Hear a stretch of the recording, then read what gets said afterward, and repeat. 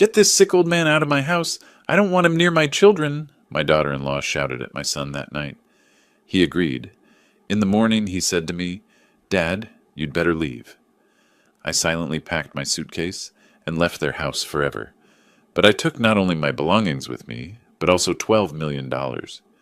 Before we continue, please subscribe to the channel and write in the comments what time it is where you are now. The diagnosis folder sat on the passenger seat, manila and mundane, like it held car insurance paperwork instead of a ticking clock. I kept one hand on the steering wheel, the other drumming against my thigh as I merged onto the crosstown. Moderate heart failure. The doctor's words played on repeat. 15 to 20 years with proper management. Not a death sentence. A manageable condition. I'd expected worse, honestly. 63 years of stakes and stress. Building a business from nothing. Selling it 5 years back. I should have been grateful. But driving toward my son's house in South Tampa, the house I'd helped to purchase with $50,000 they thought was a gift, gratitude felt premature. The real test started tonight. 3 years I'd lived with my son Michael and his wife Jennifer. 3 years of playing the downsized retiree, the father who'd cashed out and simplified his life. Every month I handed Michael $3,000 in cash, my contribution to household expenses. They accepted it like rent from a tenant, which I suppose I was. I pulled into the driveway beside Jennifer's white SUV. The house looked perfect in the fading March light, all craftsman charm and expensive landscaping. My $50,000 had made this possible, though they'd never know the full scope of what I could have done for them. What I still could do, if they proved worthy of it. Inside, my granddaughter Olivia, 8 years old with her mother's sharp eyes, was setting the table. My grandson Lucas, 6, crashed toy cars across the living room floor. "Grandpa!" Lucas launched himself at my legs. I caught him, feeling the familiar ache in my lower back. "Easy there, demolition derby." I ruffled his hair. "Where's your dad?" "Office," Olivia said, not looking up from arranging forks. Precise, that one. Already learning efficiency from her mother. Michael emerged wearing his weekend casual, expensive polo, designer jeans that cost more than my first car. At 38, he'd inherited my build, but none of my drive. Marketing consultant, whatever that meant. Made decent money, spent more. "Hey, Dad, how was the appointment?" I held up the folder. Got the results. His expression flickered. Concern, maybe, or just polite interest. Hard to tell lately. "Let's talk after dinner," I said. Jennifer appeared from the kitchen, blonde hair pulled back, yoga clothes that probably cost $200. At 36, she maintained herself with the dedication of someone afraid of aging. She glanced at the folder, then at me, then away. "Dinner's ready," she announced. "Kids, wash your hands." We sat. Grilled chicken, roasted vegetables, quinoa. Jennifer's cooking was competent and joyless. Every meal calibrated for health and aesthetics. "So," Michael said, cutting his chicken into identical pieces. "The doctor?" I'd rehearsed this. Calm delivery, watch their faces, measure their reactions.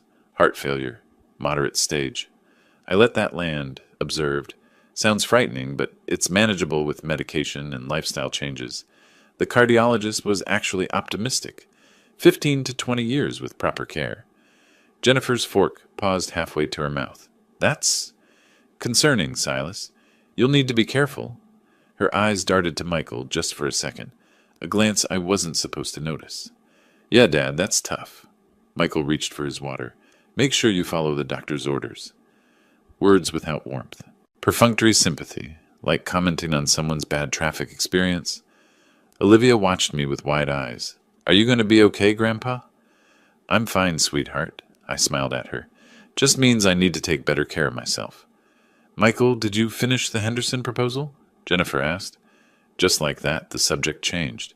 My health, my diagnosis, dismissed as quickly as mentioning the weather. Michael launched into work details. Jennifer nodded, asked questions, engaged fully. I ate my chicken and memorized the moment. After dinner, I excused myself to my room. The converted home office, smallest space in the house, barely fit my bed and dresser. I opened the top drawer where 12 identical envelopes sat in a row, one for each month of the year. I'd prepared this month's 3 days ago, 30 crisp $100 bills. Back in the dining room, Michael was loading the dishwasher. I handed him the envelope. "This month's contribution." He took it without looking inside. "Thanks, Dad." Not even pretending to be grateful anymore. Just automatic acceptance. Muscle memory of entitlement. Jennifer watched from the kitchen doorway, her gaze following the envelope into Michael's hand before she turned away. I retreated to my room, sat on the edge of my bed. The walls here were thin. I heard Michael and Jennifer moving around, putting kids to bed, their evening routine. Then their bedroom door closed, and I heard voices, not words yet, just tones, rising and falling. The volume increased. I stood, moved to my door. My hand found the knob. Something pulled me into the hallway, some instinct that this mattered, that I needed to hear whatever came next. I opened my door quietly, stepped into the dim corridor. Down the hall, yellow light leaked under their bedroom door. The voices grew sharper, more distinct. Michael's murmur, defensive and weak. Then Jennifer's voice, cutting clean through the walls. "We need to talk about your father." I stood frozen, hand still gripping my doorknob. The words hung in the air like a blade poised above my neck. "Because I'm done, Michael. I'm completely done." Jennifer's voice carried rage I'd never heard directed at me, though I'd suspected it lived somewhere beneath her yoga-calm surface. Michael's response, barely audible. "Jenny, keep your voice down. The kids will be fine. Get that sick old man out of my house. I don't want him around my children with these diseases. He's dragging us down, Michael. Can't you see that?" The words hit like physical blows. Sick old man. My house. Dragging us down. "Jenny, he's my father. Where's he supposed to go?" "I don't care. A nursing home, an apartment, anywhere. We gave him a place when he needed it. Now he needs to figure out his own situation, especially now with his heart problems. What if he dies here? What if the kids find him?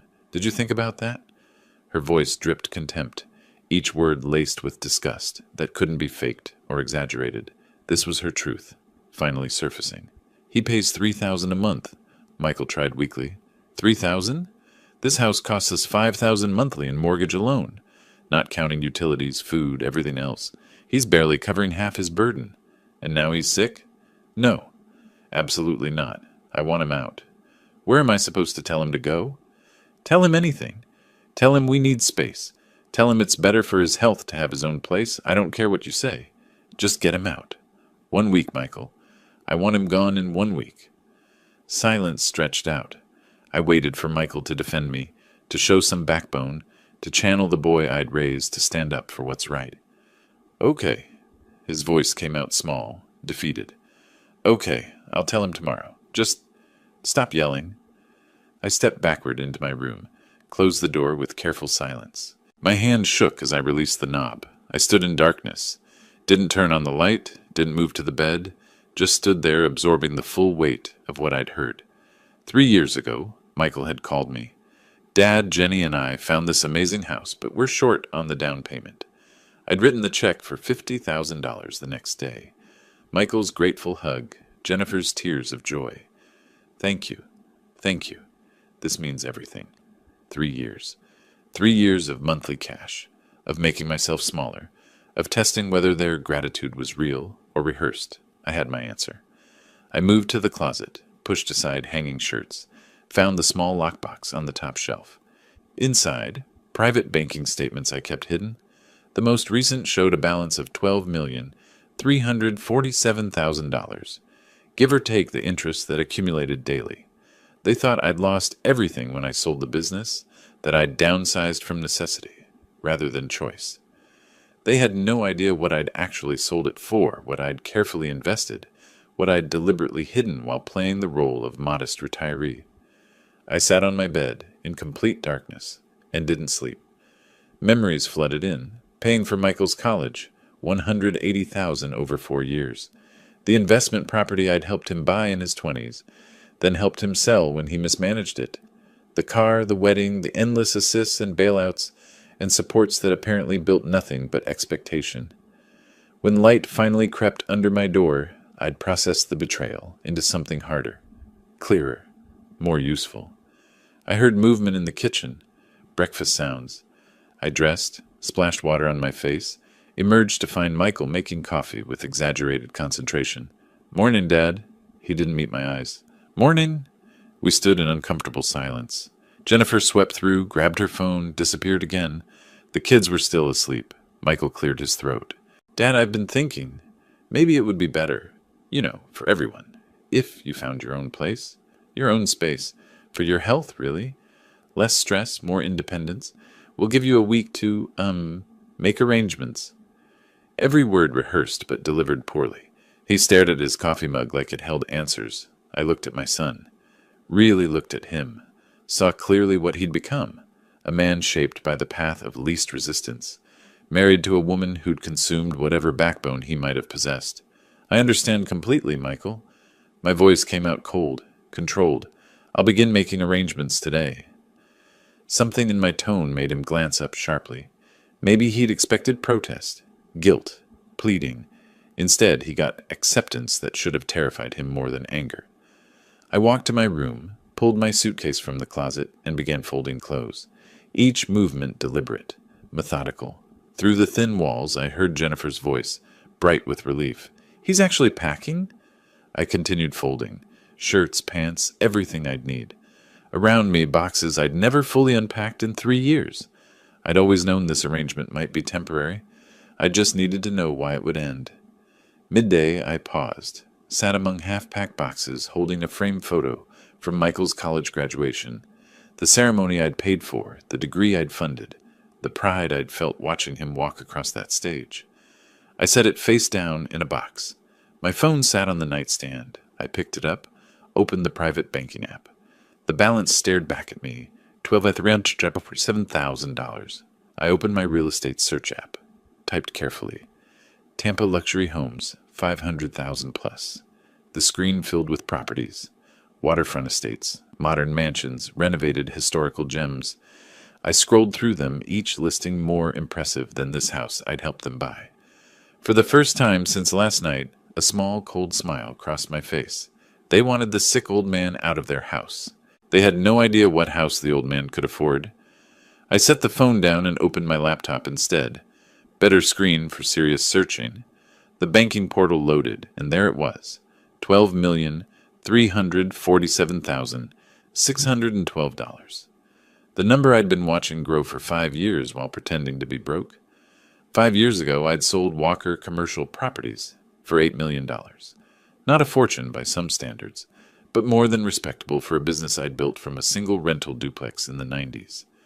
The buyer, a Texas investment group, wanted my 23 properties scattered across Tampa and Clearwater.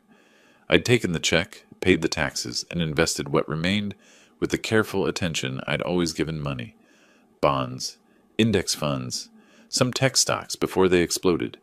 Nothing fancy, just steady growth, while I played the role of modest retiree. The test had started 3 years ago. I'd owned a 4-bedroom house in Carrollwood, paid off, worth maybe $400,000. Michael called one Sunday, voice tight with stress. Dad, Jenny, and I found this amazing house in South Tampa, but we're $20,000 short on the down payment.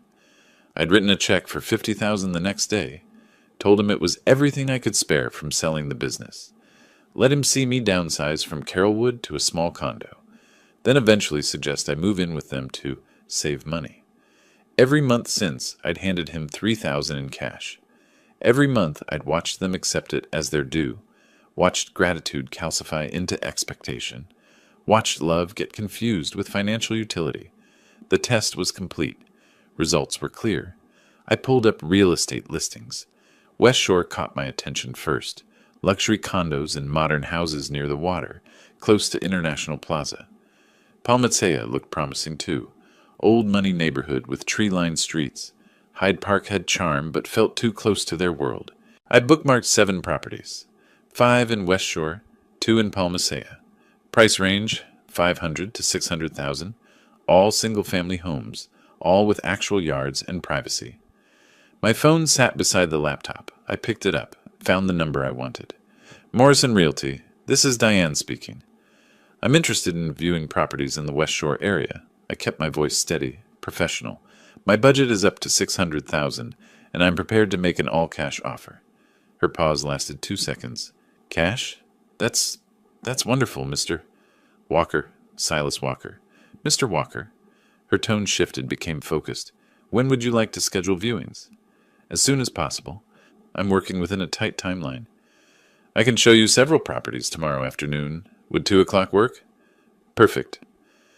After she disconnected, I called my private banker. Douglas Chen. We'd worked together for 23 years, since he was a junior advisor and I was buying my third rental property. Silas! His voice carried genuine warmth. Been a while. What can I do for you? I'll need approximately $600,000 transferred to my checking account by next Friday. No problem. Selling some bonds? Which account should I pull from? Split it between the municipal bonds and the S&P index fund. Whatever makes sense tax-wise. Easy enough. Buying something interesting. A house. Fresh start. He didn't ask why, didn't pry.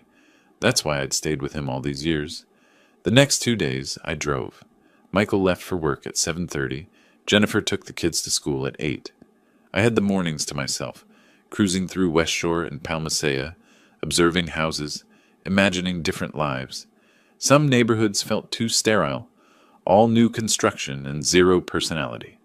Others had character but maintenance issues I didn't want at 63. I'd done enough property management to spot problems from the curb. Wednesday afternoon, I met Diane Morrison at a coffee shop near Hyde Park Village. She was 50-something, efficient haircut, practical shoes, portfolio already assembled. I've selected 8 properties matching your criteria. She spread photos across the table. All in West Shore except one in Palmatea. That one's slightly over budget, but worth seeing. I studied the listings. One caught my attention immediately. Modern design, white stone and glass. Gated driveway, landscape but not fussy. Listed at $580,000. This one, I tapped the photo. When can we see it? Tomorrow at 3. The sellers are motivated. They've already relocated to Atlanta. Property's been vacant 2 weeks. Motivated sellers. Cash buyer. This could move fast. That evening, back in my small room, I drafted the note I'd leave when moving day came. Tried different versions, different tones. Thank you for opening your home to me. I found new housing. Best wishes. Too formal. I'll be out by noon tomorrow. Thanks for everything. Too casual. Finally, I settled on something that hit the right note. Grateful enough to avoid suspicion. Distant enough to sting if they had any conscience left. Thank you for your hospitality these 3 years. I found new housing and will be out by noon today. Don't trouble yourselves about the sick old man anymore. The envelope is this month's contribution. Dad, I read it twice. The phrase sick old man came straight from Jennifer's mouth, through the walls. That night I'd stood in the hallway. Let them read their own words back to them. Thursday at 3 o'clock, I stood in front of the white stone house. Modern, but not cold, with warm wood accents around the windows and entrance. The yard stretched back, enclosed by tasteful fencing.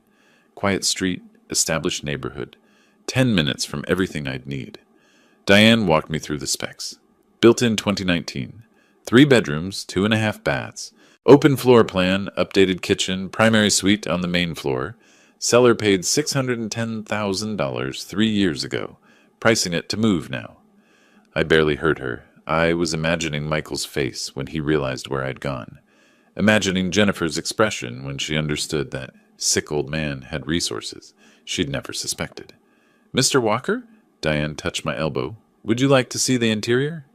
I turned to her. This time my smile reached my eyes. Yes, and I'd like to discuss making an offer today. Full asking price. Cash. Her professional mask slipped. Just for a moment, pure shock flickered across her features. Today? But don't you need to... most buyers take time to consider. I interrupted gently. I'm not most buyers. Let's go inside. 6 days after Michael told me to leave, I woke before dawn for the last time in his house. The room was mostly packed, boxes stacked along one wall, just my bed and the clothes I'd wear today still accessible. I'd closed on the West Shore house yesterday. 5 days from offer to keys. Record time, Diane said. But that's what happens when you pay cash and the seller's desperate to finalize their Atlanta move. The movers would arrive at 8. I picked up the note from my nightstand, read it one final time. Thank you for your hospitality these 3 years. I found new housing and will be out by noon today. Don't trouble yourselves about the sick old man anymore. The envelope is this month's contribution. Dad, sick, old man. Jennifer's exact words, carefully preserved. I walked to the kitchen in darkness, placed the note on the table where they'd find it, at breakfast. Beside it, I set this month's envelope, $3,000 in crisp hundreds, my final contribution. The irony felt appropriate. Michael left for work at 7:20, earlier than usual. Trying to avoid me, probably. Jennifer took the kids to school at 8. I watched from my window as her white SUV backed out of the driveway I'd helped purchase. The moving truck arrived exactly at 8. 2 guys, professional crew, handled everything efficiently. I'd lived light here, never fully unpacking. Made today simple. "This is a nice place you're moving to, sir," the crew leader said, consulting his clipboard. "Upgrading?" "You could say that." I kept my voice neutral. "Fresh start." They loaded boxes while I did a final walkthrough. Michael and Jennifer's bedroom, where I'd stood in the hallway that night, listening to my fate being decided. The kids' rooms, toys scattered across floors, the childhood I'd miss watching unfold. The dining room where I'd revealed my diagnosis to faces that couldn't hide their inconvenience. I felt nothing. No sentimentality. No regret. Just quiet satisfaction that the test was complete, and I had my answer. In the kitchen, I saw the envelope and note, positioned perfectly. One last check of the drawers. Nothing forgotten. I walked out the front door, locked it behind me with the key they'd given me 3 years ago, and dropped the key in the mailbox. The drive to West Shore took 17 minutes. I followed the moving truck, deliberately taking Dale Mabry instead of the highway, passing through neighborhoods that reminded me why I'd chosen Tampa 40 years ago. Trees, water, possibilities. The house looked even better in morning light. White stone gleaming, glass windows reflecting sky, the gate responding to my new remote. My gate, my driveway, my house. The movers worked fast. I directed traffic. Master bedroom, home office, guest room. Within 2 hours, they'd unloaded everything. I tipped them $500 cash. Saw their eyebrows rise, but kept their professionalism intact. "Appreciate the efficiency," I said. "Enjoy your new place, sir?" After they left, I stood in my new living room. High ceilings, natural light flooding through those glass windows. Space to breathe. My furniture looked small in here, but I'd acquire more. Time for that. I made coffee in my new kitchen. Actual counter space, modern appliances, a window overlooking the backyard. Poured it into a mug I'd unpacked first. Walked to what I was already thinking of as my office. Real office. Desk. Proper lighting. Bookshelves waiting to be filled. Not a corner of a converted bedroom where I'd kept my secrets, hidden behind winter coats. My phone buzzed around 4 o'clock. Text from Michael. "Got your note? Hope you're settled okay. Take care of yourself." 9 words. Perfunctory care. Obligation fulfilled. I stared at the message, remembered the boy who'd once made me Father's Day cards in crayon, who'd cried when I taught him to ride a bike, and he fell hard on his 3rd attempt. That boy was gone. Had been gone for years, probably. I just needed proof. I didn't respond to the text. The week passed in a blur of unpacking, organizing, learning my new neighborhood. I walked to the coffee shop 3 blocks away, drove to the grocery store, established routines. Started taking my heart medication at the same time every morning, setting up the disciplined lifestyle the cardiologist recommended. 7 days after moving in, I sat in my home office, laptop open to my financial portfolio, phone showing 17 missed calls from Michael and Jennifer. They'd been calling since yesterday. I'd been ignoring them. Whatever they wanted could wait until I was ready. But first, there was someone I needed to call. I scrolled through my contacts, found the name, Patricia Morrison, estate planning attorney. We'd worked together 5 years ago when I sold the business, setting up trusts and structures to protect my assets. Time to reestablish that relationship. She answered on the second ring. "Patricia Morrison." "Patricia, this is Silas Walker. We worked together 5 years ago on estate planning after I sold Walker Commercial Properties." "Mr. Walker? Of course I remember. How can I help you?" "I need to update my will." I paused, choosing words carefully. "And I need you to make a phone call to my son, Michael Walker. It's time he learned a few things about his father's finances." The silence lasted 3 seconds, long enough for her to understand this wasn't routine estate planning. "I see," she said slowly. "When would you like to meet?" "Tomorrow morning, 10 o'clock, your office." "I'll clear my calendar." Patricia Morrison's office occupied the 15th floor of a downtown high-rise, with views of the Hillsborough River. I'd arrived 30 minutes early for our 10 o'clock meeting, reviewed my documents in the lobby coffee shop, then taken the elevator up. She looked exactly as I remembered, mid-50s, silver hair cut efficient and sharp, reading glasses on a chain. Her handshake was firm. "Mr. Walker, good to see you again." "Patricia, thanks for clearing your calendar." We settled into her office. Mahogany desk, legal volumes lining the walls, that particular smell of old paper and expensive furniture polish that all attorney offices seem to share. I laid out the documents I'd brought: investment portfolio statements, property deed for the West Shore house, bank account summaries. I want my son to see every statement, every asset total. I kept my voice level. I want him to understand exactly what he threw away when he threw me out. Patricia studied the papers, nodding slowly. "You want maximum impact." "I want him to know what $12 million of regret feels like." She made notes on her legal pad. "I'll call him today. Schedule a meeting for this week. The sooner he knows, the sooner he'll start making mistakes." "Mistakes?" "Desperate people make poor decisions. If you're planning further action, his panic will work in your favor." Smart woman. That's why I'd kept her number all these years. 3 days later, Michael sat in the same chair I'd occupied. I know because Patricia called me afterward with a full report. She'd started professional, neutral. "Mr. Walker, thank you for coming in. I'm handling your father's estate planning, and he wanted you informed of certain assets." Michael had looked confused. "Assets? I mean, Dad sold his house years ago. He lived with us. I don't understand what." Patricia slid the first document across her desk. Portfolio statement, my name at the top. The balance clear in bold print. "Your father owns an investment portfolio currently valued at approximately $12 million. Michael stared at the paper. Patricia said his face went blank, like a computer screen freezing mid-task. 12? I'm sorry, what? She showed him more. Property deed for the West Shore house, bank statements, tax records from the business sale 5 years ago, $8 million, right there in black and white. "But he was living with us." Michael's voice came out hoarse. "He gave us money every month. He needed help." "Your father mentioned those contributions. $3,000 monthly, correct?" "Yes, because he couldn't afford—" Michael's words died as the logic caught up. 3,000 from 12 million. Pennies from a fortune. Patricia delivered the final blow with professional detachment. Mr. Walker sold his commercial real estate business 5 years ago for $8 million. He invested wisely. He has never needed financial assistance. Those monthly contributions were his choice, not his necessity. She told me Michael sat motionless for a full minute. Then he started breathing fast, shallow gasps like someone had punched him in the stomach. "Previously," Patricia continued, "you were designated as sole beneficiary of your father's estate. He wanted you to know he's now reconsidering that arrangement. He'll contact you when he's ready to discuss it further."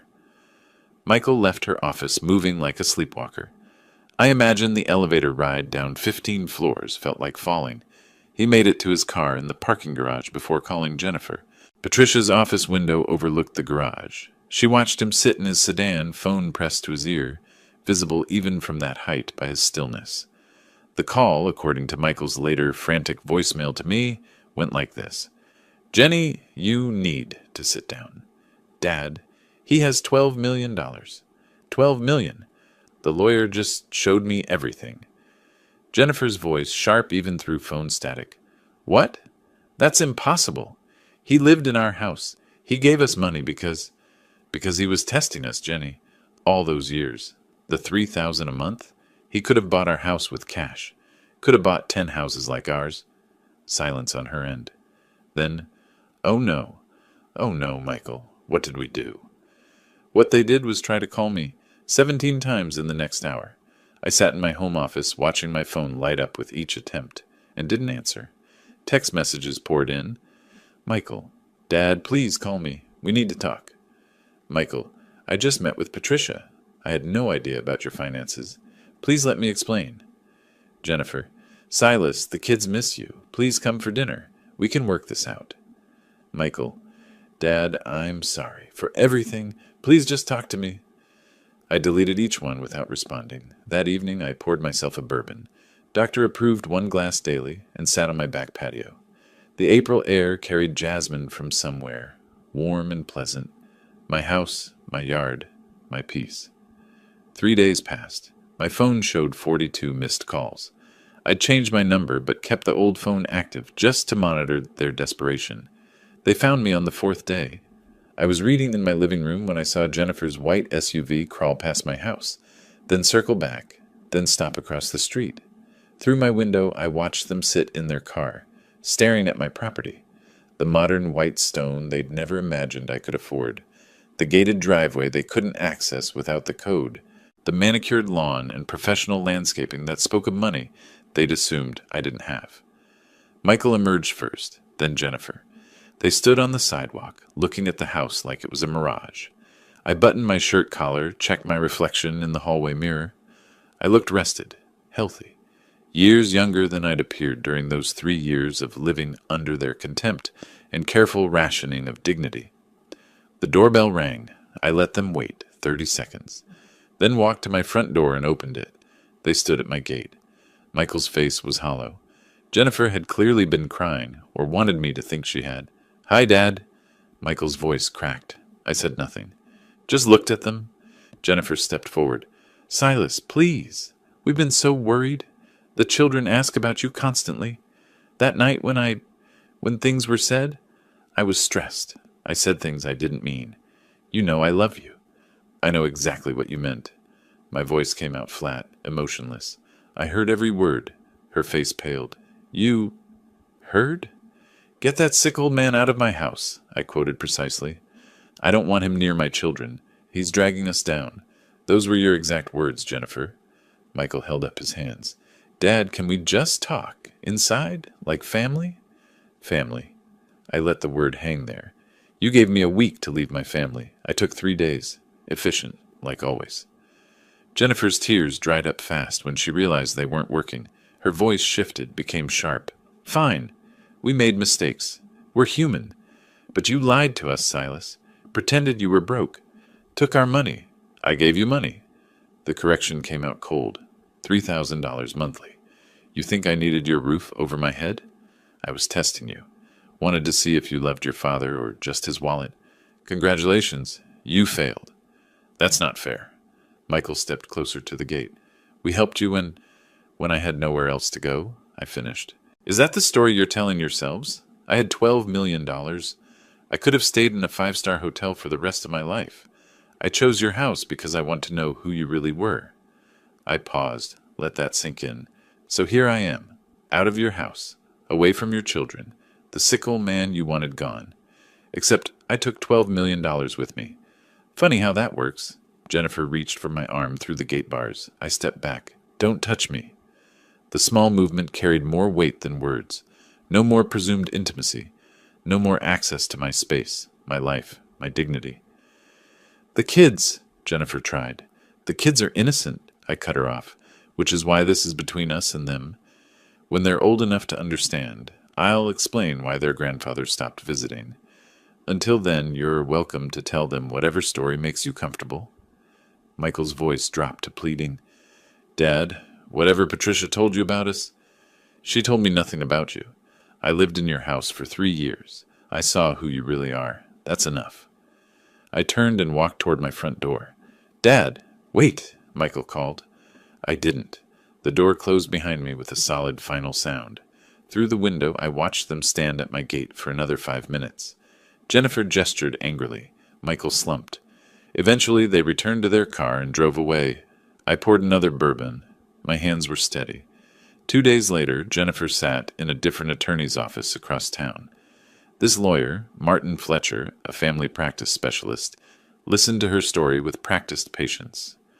"So you want to know if you can contest his will?" Fletcher scrolled through notes on his tablet. "He's making decisions out of spite. My husband is his son. He has rights to that estate." Fletcher set down his tablet. "Ma'am, in Florida, a competent adult can distribute their estate however they choose. Unless you can prove mental incompetence or undue influence, which clearly doesn't apply here, you have no grounds for challenge. But Michael is family. Blood. That should count for something. Legally, it doesn't. Morally, maybe. But morality doesn't win in probate court. Is your father-in-law of sound mind? Jennifer hesitated. He's very sharp, actually. Just bought a house. Handled all the paperwork himself. Then you're out of options, at least while he's alive. Jennifer's face went rigid. What's that supposed to mean? I mean, he controls his assets while living. You can't force him to include you in his will. You can't claim elder abuse or exploitation. He moved out voluntarily, maintained his independence, clearly made his own decisions. Fletcher closed his tablet. My advice? Try to reconcile personally. But legally, you have no leverage. The consultation cost $300. Jennifer left with less hope than she'd arrived with. At home, she and Michael spent hours researching online. Florida filial responsibility laws, none existed. Elder financial abuse statutes required proof of coercion, which they didn't have. Inheritance rights, children had none unless specified in the will. Every door was locked. We're living paycheck to paycheck, Jennifer said one night, staring at their bank account on her laptop. $25,000 in savings. Our mortgage is $4,200 a month. If something happens, if either of us loses our jobs... We won't, Michael said, but his voice held no conviction. He could have helped us. All these years. Instead, he watched us struggle while sitting on millions. He gave us $50,000 for the down payment. Jennifer's head snapped up. That wasn't a gift. He said it was a loan. Made you sign paperwork, remember? Michael's face went pale. That was just... He said it was for tax purposes. I signed it, but he never expected me to pay it back. Are you sure about that? They stared at each other as the implications settled in. A week after their failed gate confrontation, I returned to Patricia Morrison's office. She slid a document across her desk, yellowed slightly with age, 3 years old, Michael's signature bold and clear at the bottom. Promissory note for $150,000, principal amount, Patricia read, 5% annual interest, 5-year term. The term expires in 2 years, but there's an acceleration clause if you choose to invoke it. I picked up the document, studied the date. Exactly 3 years ago, the day I moved into Michael's house. The $50,000 for their down payment. Another $100,000 for renovations they'd wanted. New kitchen, master bathroom upgrade, landscaping. I'd called it a gift then, verbally, but the paperwork Michael had signed without reading told a different story. Legal loan, binding contract, all properly notarized. What's the total amount due if I invoke the acceleration clause? Patricia pulled up her calculator. Principal of $150,000, plus 3 years of compounded interest at 5% annually. Approximately $173,600. I'd protected myself even then, 3 years ago, knowing this day might come. Some part of me had suspected who Michael really was, had planned for this moment of reckoning. I want to invoke the clause. Patricia nodded. That makes the full balance due in 90 days. I'll draft the demand letter. She paused, fingers hovering over her keyboard. They won't be able to pay it, you know. Not that amount on short notice. I know. I met her eyes. That's the point. Patricia began typing. The keyboard clicks sounded like a countdown timer on Michael and Jennifer's comfortable life. The demand letter would arrive certified mail. 90 days to produce $173,600 or face foreclosure proceedings on the house I'd helped them buy. The house with my $50,000 in equity. The house they'd thrown me out of like garbage. Justice tastes cold, but it tastes good. The certified letter arrived on a Tuesday. Michael signed for it at the front door, saw Patricia Morrison's law office in the return address, and his hands started shaking before he even opened the envelope. Inside, formal, legal letterhead. Clean, professional, devastating. Dear Mr. Walker, pursuant to the acceleration clause in the promissory note, dated April 15th, 2022, the full amount of $7,500, consisting of principal of $150,000 and accrued interest and fees, is now due within 90 days of this notice. He read it 3 times. The words didn't change. Attached was a copy of the promissory note. His signature, bold and confident at the bottom. 3 years ago, so eager for this house, so grateful for his father's help. The memory surfaced, sharp and clear. Silas at their old kitchen table, sliding papers across. Just a formality, acknowledging the down payment gift. For tax purposes. Michael had signed without reading. Why would he read it? It was his father. You trust your father. Jennifer found him sitting at their dining table, the letter spread before him like evidence at a crime scene.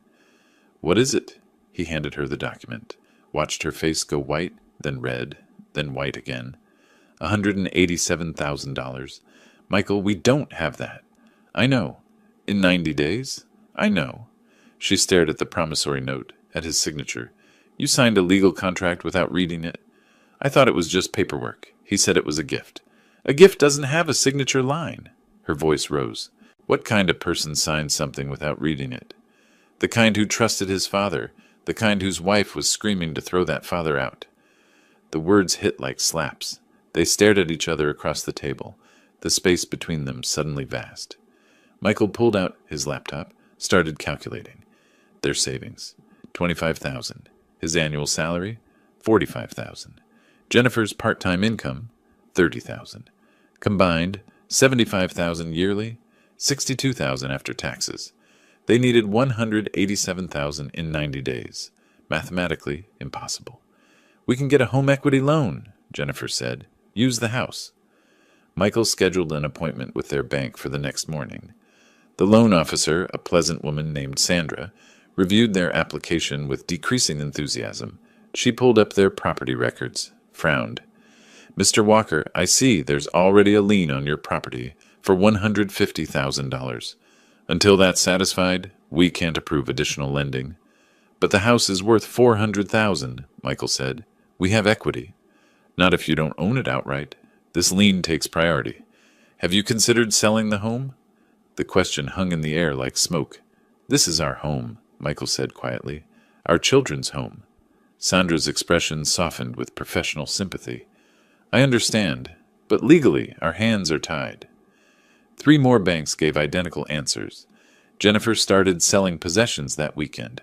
Designer handbags on Facebook Marketplace, 40% off retail, jewelry on Poshmark, furniture on Craigslist. Each sale felt like peeling off skin.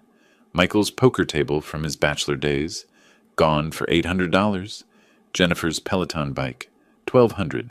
Their guest bedroom furniture, $900 for the set. Neighbors noticed, started asking questions. 2 weeks passed. They'd accumulated $18,000 from sales. Added to their savings, $43,000 total. Still needed $144,000. Michael brought lunch from home every day. Jennifer clipped coupons for the first time in a decade. They canceled streaming services, her gym membership, the lawn service, small degradations that felt enormous. Their first real fight happened 3 weeks in. Michael came home from his 3rd rejected loan application to find Jennifer crying at the kitchen table. This is your fault, she said. You signed without reading. You wanted him gone. You called him a sick old man who was dragging us down. Because I didn't know he had millions. If you'd known, would you have let me say those things? If you loved him, you wouldn't have said them regardless of his bank account. The truth of it silenced them both. They slept in separate rooms that night. My phone rang at 8:30 that evening. Unknown number. I almost didn't answer. Grandpa Silas? Olivia? My 8-year-old granddaughter, her voice small and afraid. Sweetheart, how did you get this number? From a card in Daddy's office. A lady's card. It had numbers on it. Patricia's business card. Smart girl. Grandpa, why don't you visit anymore? Did we do something wrong? The question pierced something I'd been keeping carefully armored. No, honey, you didn't do anything wrong. Kids at school are saying mean things. About Mommy and Daddy? I don't understand what happened. I closed my eyes. Collateral damage. The phrase Patricia had used. Olivia, sometimes grown-ups make mistakes. Your parents and I are working through some things. It's not your fault, and it's not your brother's fault, okay? Okay. She didn't sound convinced. I miss you, Grandpa. I miss you too, sweetheart. After she hung up, I sat in my office for 20 minutes, staring at nothing. Then I called Patricia. I got a call from Olivia tonight. The children are the hard part, she said quietly. They always are. Am I going too far? Patricia was silent for a moment. Your son threw you out when you were sick. He chose his wife's cruelty over your dignity. The children are suffering, yes, But their parents created this situation. You're teaching a lesson that needs teaching. They're at in 6, and they'll recover. Children are resilient. But if you stop now, if you let Michael and Jennifer off without real consequences, what lesson does that teach? That cruelty has no cost? That family means nothing? I knew she was right. Didn't make it easier. The grandchildren aren't permanently cut off, I said, more to myself than to her. This isn't forever. Just until their parents understand what they did? Exactly. You're establishing boundaries, not abandoning family. 6 weeks into the 90-day deadline, Michael and Jennifer had scraped together $47,000. They'd sold everything valuable they owned, maxed out credit cards, borrowed $15,000 from Jennifer's parents. It wasn't even a quarter of what they owed. Jennifer scrolled through her Instagram. She'd lost 3,000 followers in 2 weeks. Her last post, a carefully filtered photo of flowers with a vague caption about appreciating simple things, had gotten 17 likes. Her phone buzzed. Text from Melissa, her former book club friend. Just heard the story about your father-in-law. Is it true he's a millionaire and you kicked him out? Jennifer didn't respond. Across town, I received my own text from Patricia. The story is circulating. Your instructions were followed precisely. I typed back, good. Let them feel what public judgment looks like. Then I added, begin phase 3. Patricia responded with a single word, understood. The social pressure campaign was about to begin in earnest. The story spread like fire through dry grass. It started at a charity luncheon in Hyde Park. Someone in Patricia's network, carefully instructed, mentioned it casually. How Jennifer Walker had kicked out her sick, 70-something father-in-law. How he turned out to be worth $12 million. How they'd taken his money for years, then thrown him out when he became inconvenient. The story had everything: cruelty, irony, poetic justice. By the end of lunch, 20 women knew. By the end of the week, everyone in South Tampa's social circle had heard some version. Jennifer's Instagram hemorrhaged followers. 15,000 down to 8,500 in 10 days. Comments on her old posts turned vicious. How's your father-in-law doing? Karma is real. Some people don't deserve nice things. She posted a vague apology. We're going through difficult family matters. Please respect our privacy during this time. It made everything worse. Someone screenshotted it, posted to a local mom group with the caption, now she cares about family. The school pickup line became torture. Other mothers stared, whispered. One, Karen Martinez, who'd been friendly for years, approached Jennifer directly. Is it true you threw out your husband's father when he was sick? Jennifer's face burned. It's complicated. Family situations are private. Not anymore, apparently. Karen walked away. Olivia came home crying that afternoon. Sophie's mom says we can't have playdates anymore. Why, Mommy? Jennifer had no answer. Michael's workplace turned hostile in subtle ways. A colleague mentioned seeing Jennifer's blog posts about downsizing, connected dots with office gossip. Word spread. His manager called him in. Professional, concerned, devastating. Michael, we've noticed some performance issues. Late submissions, missed meetings. Your personal life is your own, but we need to ensure it's not impacting your work. Michael sat rigid. It won't happen again. This is a formal warning. Documentation for your file. See that it doesn't happen again. First professional consequence, written in permanent ink. He sat in his car in the parking lot for an hour afterward, unable to face going home. 8 weeks into the deadline, they'd assembled $68,000, still $119,000 short. Bankruptcy stopped being a distant possibility and became a real consideration. Jennifer drafted an apology letter to me on her laptop, deleted it, rewrote it, deleted it again. The words felt hollow, transparent. Sorry about the money, not sorry about the cruelty. She tried a third time. Dear Silas, we made terrible mistakes. Delete. Dear Dad, we can't begin to express. Delete. Michael finally took over the keyboard. They sat together in Jennifer's home office, the converted bedroom I used to sleep in, and he typed while she wept. Jennifer tried to post on Instagram again, a carefully composed photo of the kids playing in the backyard. Caption about focusing on what matters. Someone commented within minutes. Does your father-in-law matter? Or just when he has money? She deleted the post, then deleted her account entirely. Social death, complete and final. At the grocery store, she ran into Melissa. Literally. Turned a corner and nearly collided with her cart. "Jennifer! I've been meaning to call." Melissa's voice dripped false concern. "Is everything okay?" "We're fine. Family matters are private."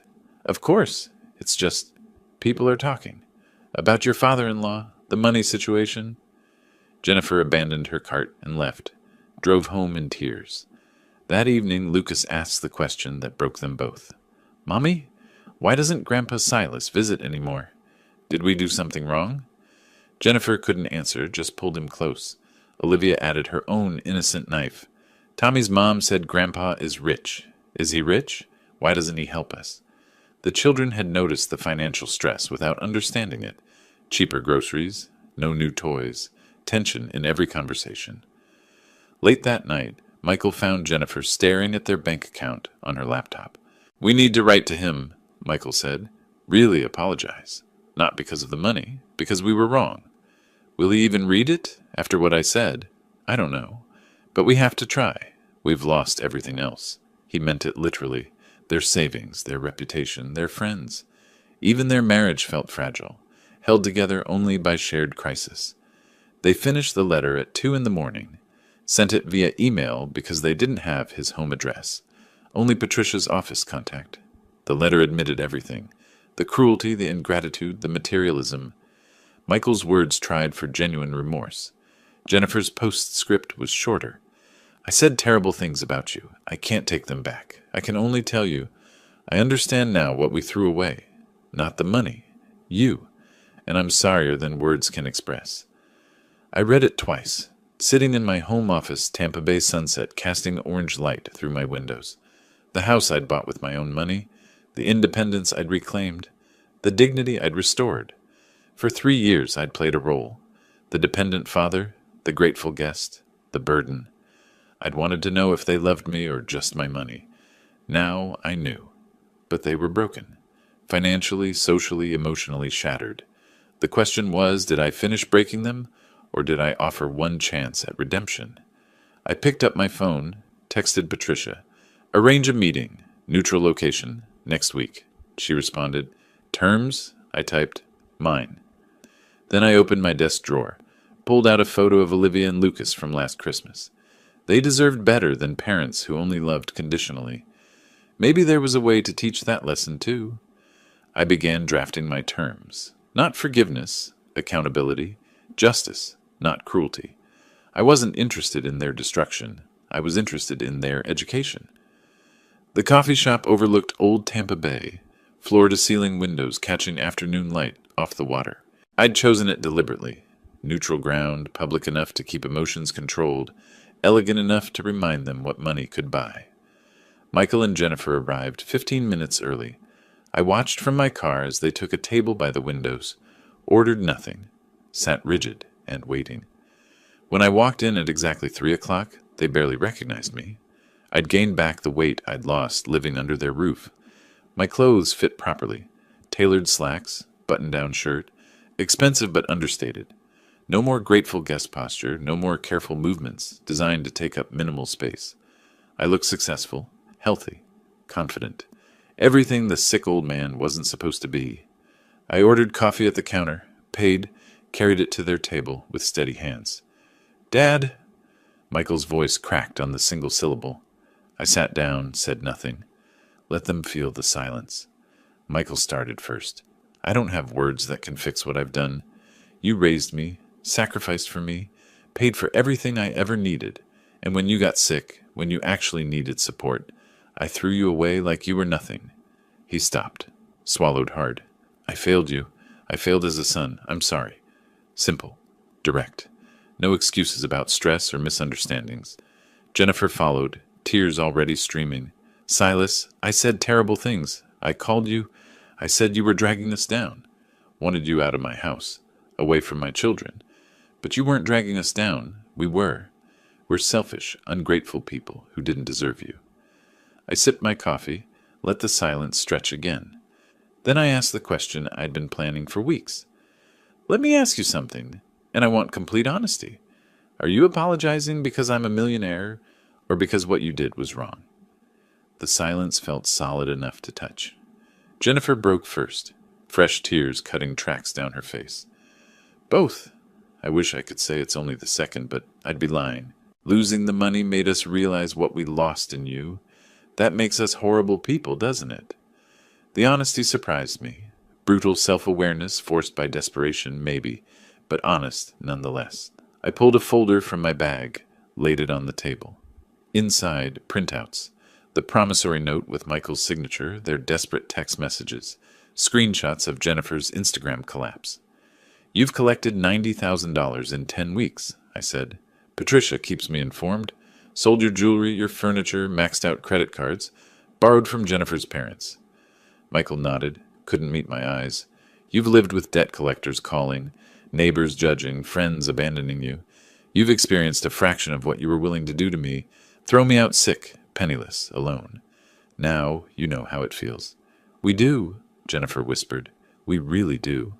I slid a typed document across the table. "These are my terms. Non-negotiable. Take them or face bankruptcy." They leaned forward, reading together. 1. You keep the $90,000 you've collected and pay it to me. Consider it tuition for the lesson you've learned. 2. I forgive the remaining $97,500. The debt ends there. 3. You attend mandatory family therapy, weekly, for at least 6 months. 4. My will stays changed. The bulk of my estate goes to charity and a trust fund for Olivia and Lucas. You receive $100,000 total after my death, not $100,000 each, $100,000 combined. 5. You publicly acknowledge your mistakes to our extended family. No social media, no public spectacle, just honesty with the people who matter. Michael read it twice. And if we refuse, I pursue the full debt through court. You lose the house, declare bankruptcy, start over with nothing. Your choice. 48 hours to decide. Jennifer reached across the table toward my hand. I let her touch it for a moment, then gently withdrew. Boundaries, not cruelty. "Can I ask you something?" Michael's voice was small. "Will you ever forgive us? Really forgive us?" I considered this. "I'm giving you something you didn't give me. A choice. Accept these terms. Rebuild your lives with what you have left. Learn from this. That's more than you offered me." Before I stood to leave, I asked to see photos of Olivia and Lucas on their phones. They scrambled to show me. Recent pictures, the kids growing, changing, living their lives while I'd been absent.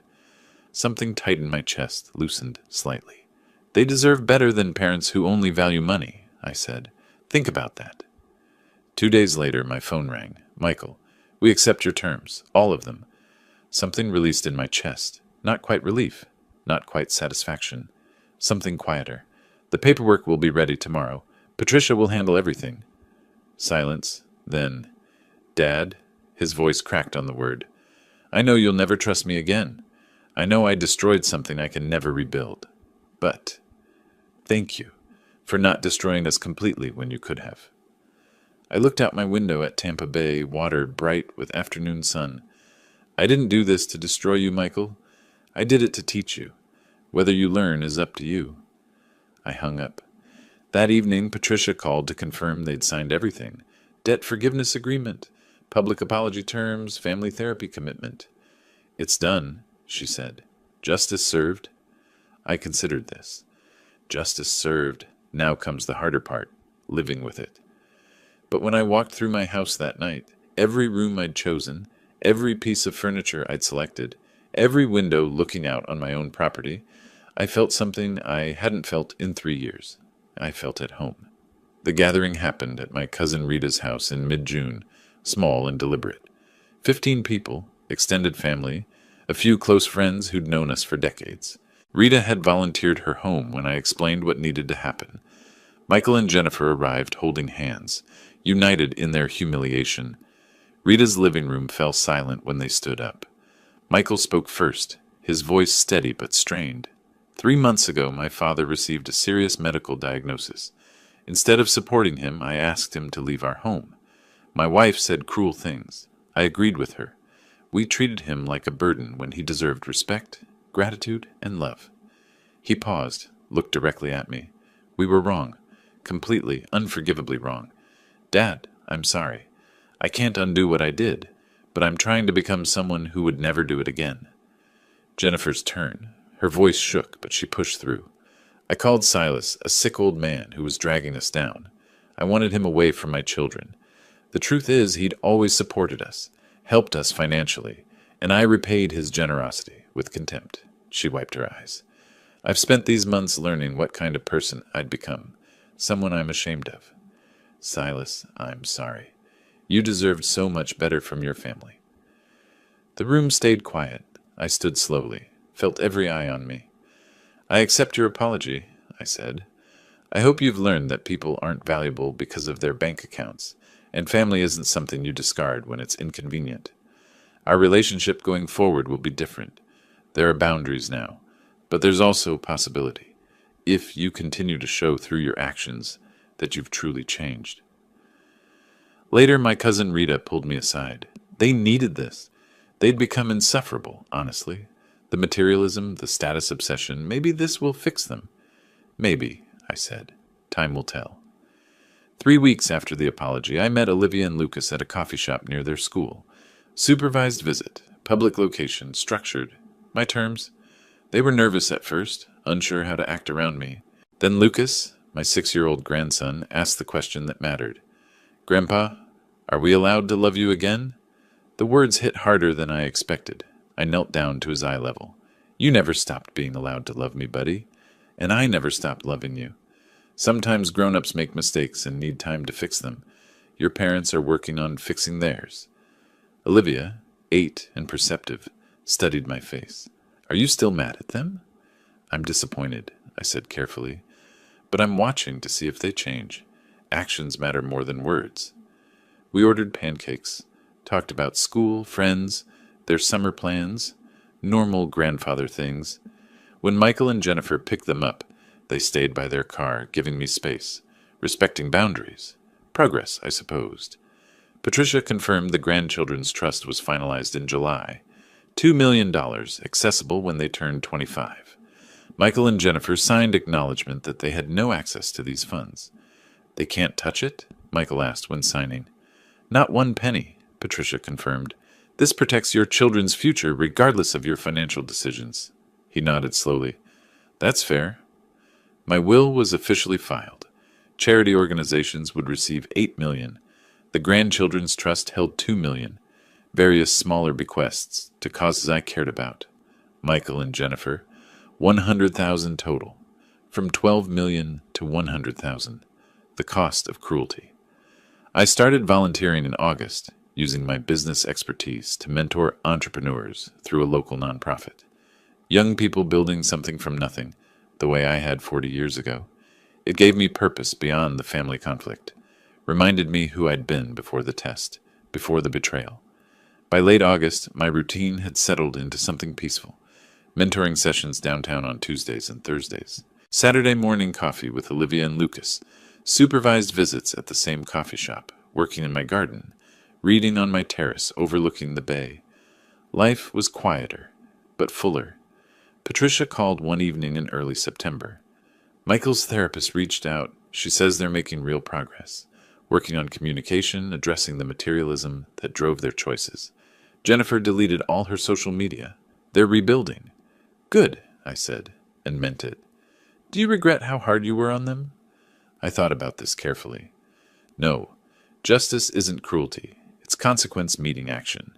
They wanted the sick old man gone. They got their wish. They also got the lesson that came with it. Now we all get to live with what we've learned.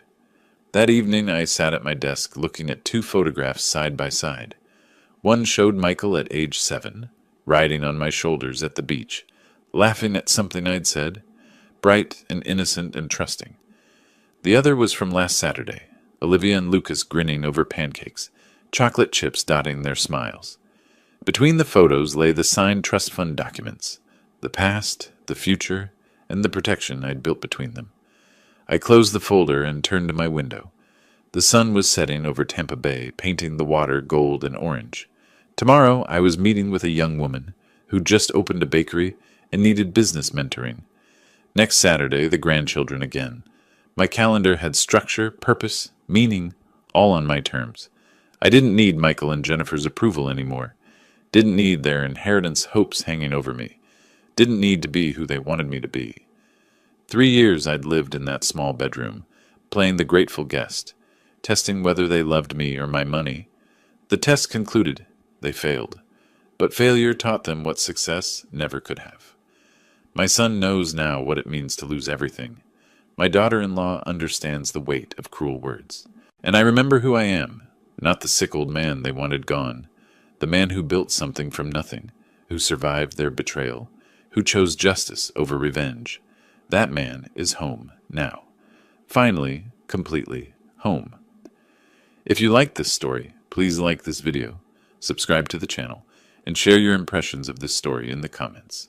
To listen to the next story, click on the box on the left. Thank you for watching.